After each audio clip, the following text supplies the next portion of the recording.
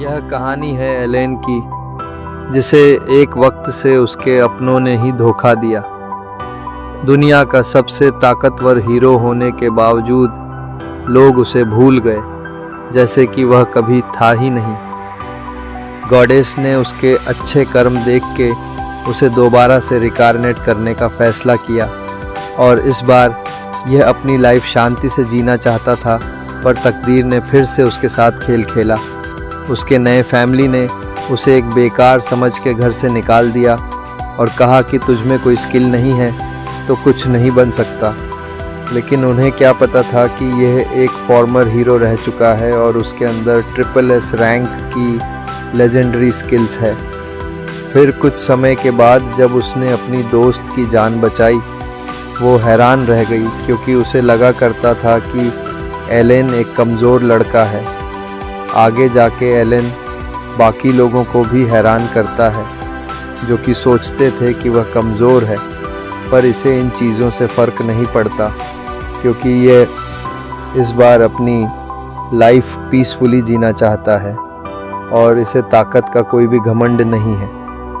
तो चलिए इस कहानी को देखते हैं कि कैसे एलेन उन लोगों को शॉक कर देता है जो कि यहाँ पे उसे कमज़ोर समझते थे, और साथ ही साथ वह अपनी पीसफुल लाइफ जी पाता है।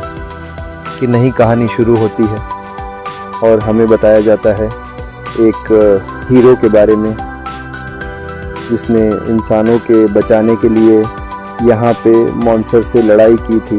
वो यहाँ पे काफ़ी ताकतवर था और उसके सामने कोई भी मॉन्स्टर नहीं टिक पाते थे, पर वह भी हीरोज़ के उस कर से नहीं बच पाया, जो कि हर हीरो की यहाँ पे किस्मत में लिखा होता है कि जिनके ऊपर वह सबसे ज़्यादा भरोसा करते हैं वही उन्हें धोखा देते हैं।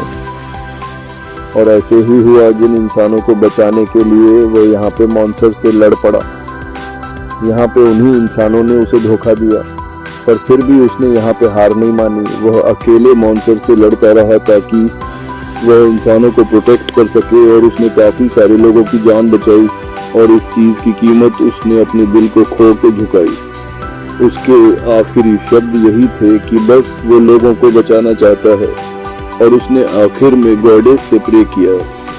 अगर वो यहाँ पे दोबारा से रिकारनेट होता है, वो एक शांति भरी लाइफ जीना चाहता है। गॉडेस से इसकी हालत देखी नहीं गई और उसने यहाँ पे इसकी विश को एक्सेप्ट कर लिया।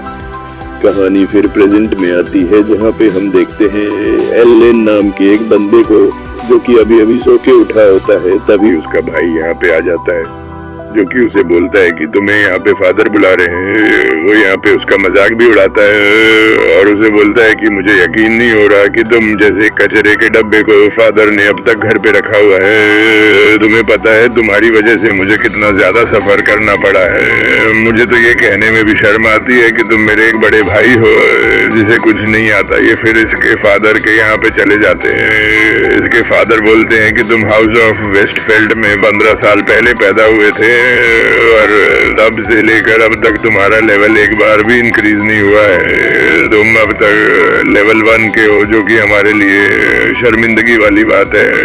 और ऊपर से सेरेमनी वाले दिन तुम्हें यहाँ पे गॉडेस की तरफ से कोई सी भी ब्लेसिंग नहीं मिली, जिसे हम गिफ्ट कहते हैं। और तुम्हें पता है ना इसका मतलब क्या है?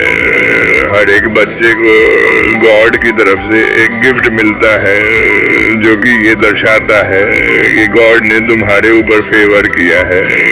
और अगर कोई गॉड यहाँ पे कोई भी गिफ्ट ना दे किसी बच्चे को, तो तुम्हें पता है ना इसका मतलब क्या है?